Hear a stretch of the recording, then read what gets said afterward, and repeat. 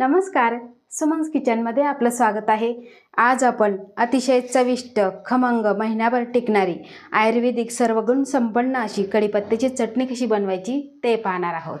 रेसिपीला सुरुवात करण्याआधी तुम्हाला एक निवेदन आहे, अजूनपर्यंत तुम्ही माझ्या चॅनलला सबस्क्राइब केलं नसेल तर सबस्क्राइब जरूर करा आणि हो, रेसिपी आवडली तर एक लाईक नक्की करा।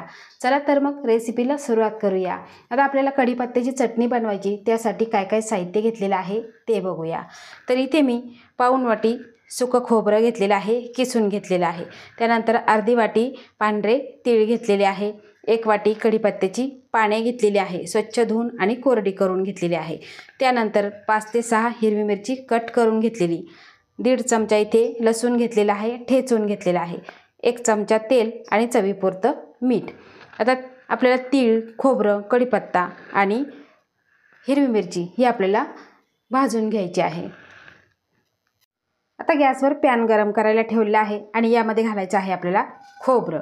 खोबरं आपल्याला हलकसं गुलाबी रंगावर भाजून घ्यायचं आहे, खूपही जास्त काळं करायचं नाही, कारण खूप जास्त जर काळं केलं तर चटणीची चव ही करपट लागते, ती व्यवस्थित लागणार नाही आणि चवसुद्धा याची बदलून जाईल।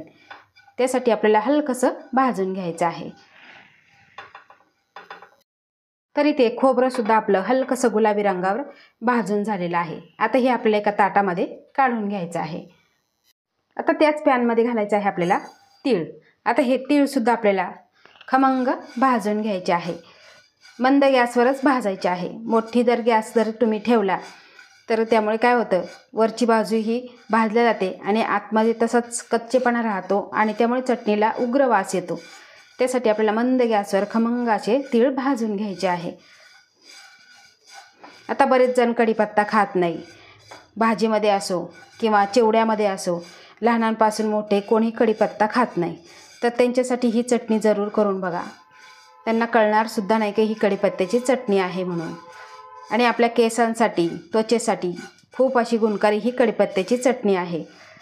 तुम्ही कधी केली नसेल तर नक्की करून बघा, कारण बाजरीच्या भाकरीबरोबर अप्रतिम लागते। कारण थंडीचे दिवस आहे आणि आपण ह्या चटणीमध्ये तीळ घातलेले आहे, खोबरं आहे, ते सुद्धा आपल्या शरीरासाठी खूप असे फायदेशीर आहे।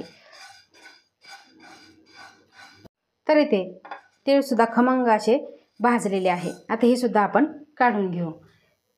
आता त्याच पॅनमध्ये आपल्याला 1 चमचा तेल घालायचं आहे आणि ते तेल आपल्याला सगळ्या बाजूने असं पसरवून घ्यायचं आहे, बघा ह्या पद्धतीने। आणि आपण जी मिरची कट केलेली आहे ती यामध्ये आपल्याला घालायची आहे।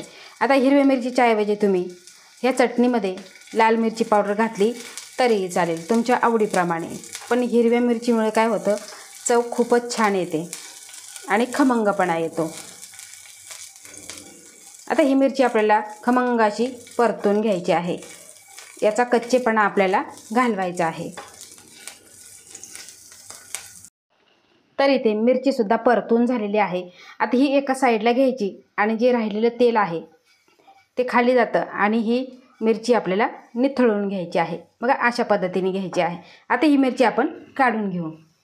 आता याच राहिलेल्या तेलामध्ये आपण कढीपत्ता घालायचा आहे आणि कुरकुरीत होईपर्यंत आपल्याला परतून घ्यायचं आहे।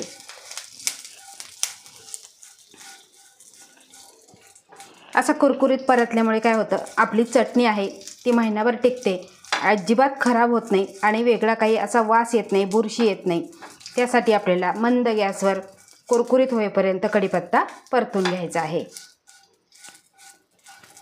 तरी ते आपला कढीपत्तासुद्धा परतून झालेला आहे आणि एकदम खुळखुळ असा आवाज येतोय, या अर्थी समजायचं की कढीपत्ता एकदम कुरकुरीत असा आपला परतून झालेला आहे। आता हा थंड करून घ्यायचा आहे। आता इथे आपण सगळं साहित्य भाजून घेतलेलं ते पूर्णपणे थंड झालेलं आहे।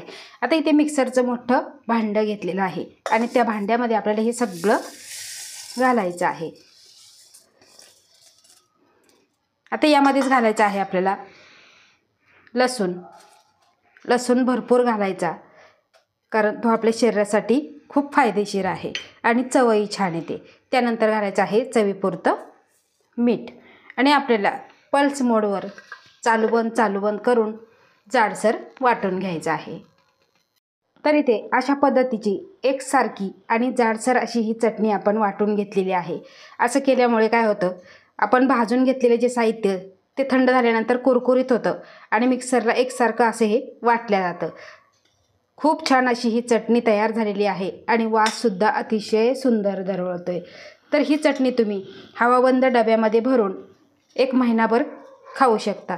बाजरीच्या भाकरीबरोबर अप्रतिम लागते। ही चटणी तुम्ही प्रवासात नेऊ शकता, मुलांना डब्याला देऊ शकता, घरात तोंडी लावण्यासाठी सुद्धा तुम्ही बनवू शकता।